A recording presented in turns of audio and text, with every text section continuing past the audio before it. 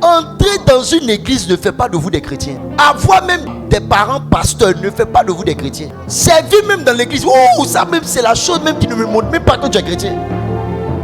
C'est un accompagnement des chrétiens. Mais c'est pas parce que des gens servent dans l'église qu'ils sont des chrétiens.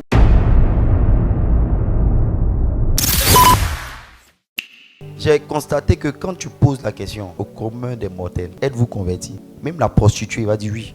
J'ai jamais vu des gens, en tout cas c'est très rare de voir quelqu'un qui te dit franchement, pasteur, moi je pense que je ne suis pas converti. Et je parle des gens qui viennent à l'église. Je ne parle pas des gens que vous allez trouver dans la rue. Très souvent, des gens vont te dire, pasteur, moi, je suis converti. Oh le gars là, c'est un DJ mal. Il a chanté sur fesses des femmes. Et puis le lendemain, nous tous on va se mettre à genoux. Il va se mettre à genoux aussi. Et puis on va prier. Humblement, humblement, humblement te dis. Et puis eux là, ils sont spirituels. Hein? Il y a un moment, ils vont plus pleurer que nous-mêmes. Toi-même tu es là, tu doutes même ta relation avec Dieu. Tu dis, yeah! Entrer dans une église ne fait pas de vous des chrétiens. Avoir même des parents pasteurs ne fait pas de vous des chrétiens. Servir même dans l'église, ça même c'est la chose même qui ne me montre même pas que tu es chrétien. C'est un accompagnement des chrétiens. Mais c'est pas parce que des gens servent dans l'église qu'ils sont des chrétiens. Nicodème était pasteur à l'époque de Jésus. Il vient voir Jésus pour lui dire, mon gars, quand il voit ton ministère, il sait que Dieu est avec toi. Parle-moi un peu des choses du royaume. Et Jésus va lui donner la révélation de la nouvelle naissance. Il va dire, notre affaire là, tout le monde peut faire. Mais la seule manière de reconnaître que tu es des nôtres, il faut naître de nouveau. Il dit, celui qui ne naît pas d'esprit et d'eau ne peut pas entrer dans notre affaire. Oh, ce gars-là, il pensait qu'il était dans l'affaire. J'imagine que pendant il avait peut-être 50 ans, près de 25 ans, il a prêché le Torah. Mais malgré ça, la Bible dit, il n'était pas dans le royaume pour dire être même devant la porte du royaume. Donc tout ce que tu es en train de faire là, ça ne me montre pas que tu as connu la nouvelle naissance.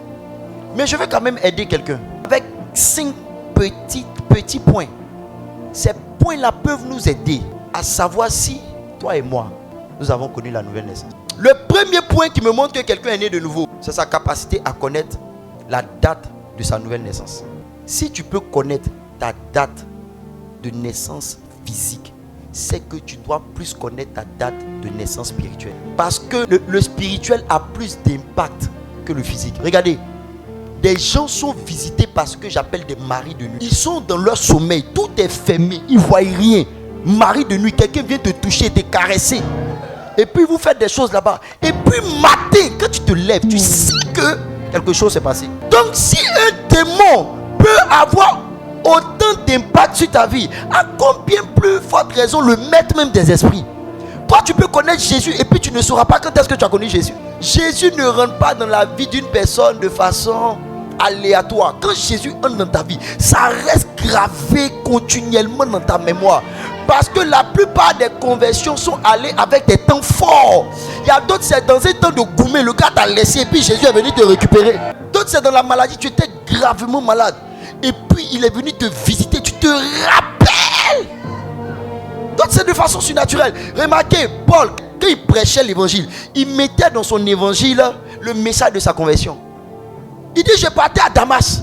C'est sur le chemin de Damas que je l'ai rencontré. Partout, il disait aux gens, je partais à Damas. Toi, tu l'as rencontré où? À quel moment? Tu sais, tu ne te rappelles pas de cette date parce que cette date n'a jamais existé dans ta vie. Tu te rappelles de ta date de naissance. Tu te rappelles de ta date de gourmet. Maintenant, comment Dieu t'a sauvé là? Tu ne peux pas oublier. Vous tous qui n'avez pas de date, et laissez-moi vous dire, vous n'êtes pas encore nés de nouveau.